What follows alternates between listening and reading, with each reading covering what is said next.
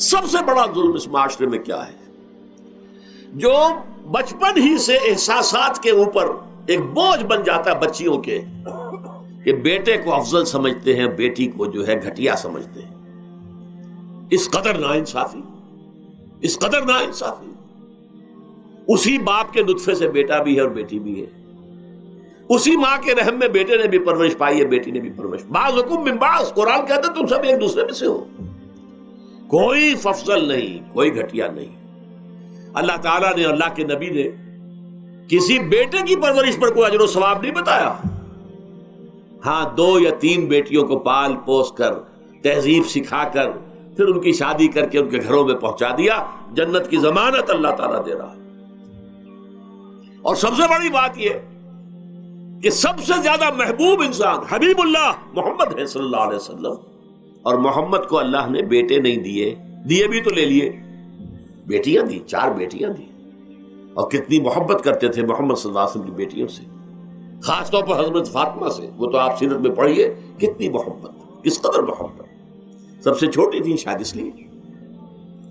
بہرحال پہلی بات تو یہ کہ بچپن ہی سے وہ دعویٰ پڑھنا شروع ہو جاتا ہے بچیوں کے ذہنوں پر کہ ہم کو گھٹیا ہیں، ہمارے بھائی بڑیاں ہیں، ہمارے والدین جو ہیں ان سے زیادہ محبت کرتے ہیں، ہم سے نہیں کرتے. پھر شادی میں اکثر و بیشتر لڑکیوں کی مرضی کا کوئی خیال نہیں کیا جاتا. یہ ظلم ہے جو ہم کر رہے ہیں. لڑکی کی مرضی کے بغیر، اس کے اذن کے بغیر، اس کی اجازت کے بغیر کوئی شادی نہیں ہو سکتی. زبردستی وہ بھیڑ بکریاں نہیں ہے کہ جس کے ہاتھ چاہا آپ نے بیچ دیا. معاذ اللہ ثم معاذ اللہ ثم معاذ اللہ. یہ ضرور ہے کنواری بیٹی ہے تو اس سے صرف آپ نے پوچھا اور وہ خاموش رہی، بس یہ بھی کافی ہے. البتہ یہ کہ اگر کوئی سیبہ ہے جس سے پہلے نکاح ہو گیا تھا، بیوہ ہو گئی، یا پہلے شادی تھی ایک خلا لے لی، طلاق لے لی یا طلاق ہو گئی، اس کو تو کہنا پڑے گا کہ ہاں مجھے کوئی اعتراض نہیں ہے اگر میری فلاں شخص سے شادی کر دی جائے، اس کے بغیر نکاح ہو نہیں سکتا. پھر ان سب کے اوپر سب سے بڑا ظلم، یہ تو اللہ تعالیٰ آپ کو توفیق دے تو دوسرا رکوع سورہ نساء کا پڑھیں. کتنی تاکید کے ساتھ احکام آئے ہیں وراثت کے. وراثت مما قل منہ او کثر، چاہے زیادہ مال کسی نے چھوڑا ہو چاہے تھوڑا سا چھوڑا ہو، لیکن وراثت کے احکام جو ہیں ان کو نافذ کرنا ہوگا. نصیبا مفروضا، یہ اللہ کی طرف سے حصے ہیں جو مقرر کر دیے گئے ہیں. لیکن ہمارے معاشرے میں کون ہے جو بیٹیوں کو دینے کو تیار ہو اور بہنوں کو دینے کو تیار ہو؟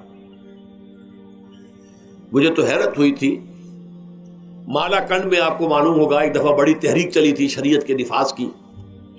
مولوی صوفی محمد صاحب بڑے نیک آدمی ہیں، بہت، اس میں کوئی شک نہیں. 80,000 کا مجمع لے کر، جلوس لے کر وہ چل پڑے تھے اسلام آباد کی طرف. لیکن یہ تو 80,000 کو مالا کنڈ سے لے کر اور دریائے اٹک تک تو پہنچ گیا تھا. اللہ کا بندہ، 80,000 کا قافلہ وہاں روکا گیا.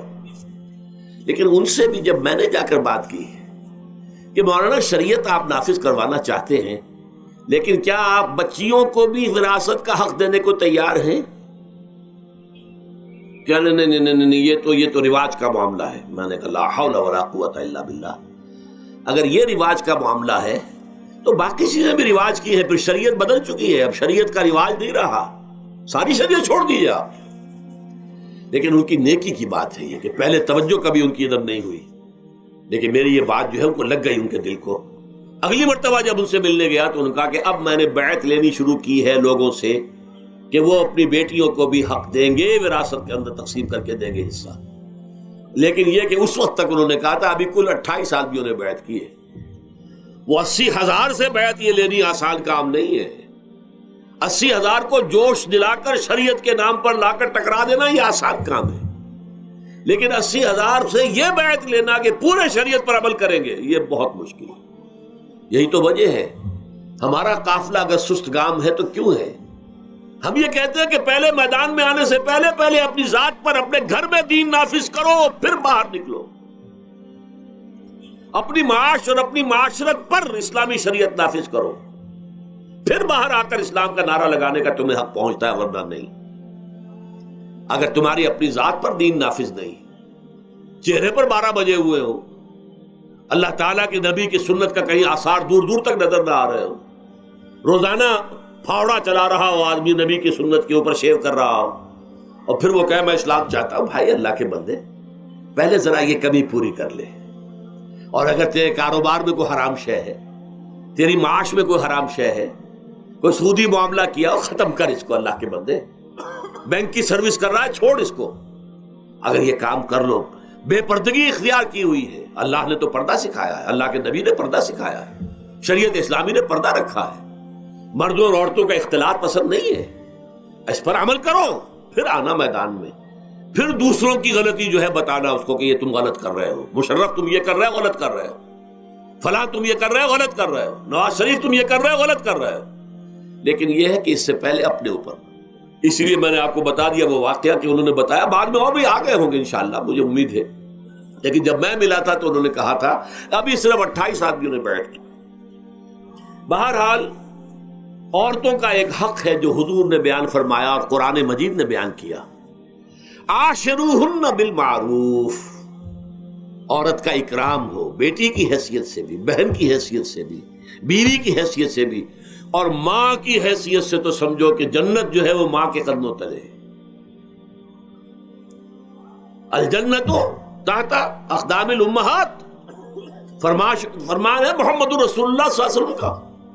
لہذا اکرام، عورت کا اکرام، عورت کی عزت، بیٹی کی حیثیت سے بھی، بہن کی حیثیت سے بھی، بیوی کی حیثیت سے بھی، اور ماں کی حیثیت سے بھی۔